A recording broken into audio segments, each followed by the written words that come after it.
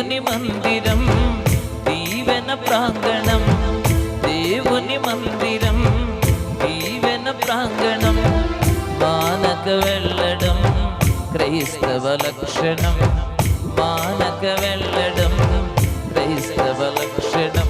వేచి ఉన్నది ఆశీర్వాదము, లోనికొచ్చిన నీ స్వంతము. వేచి ఉన్నది ఆశీర్వాదము,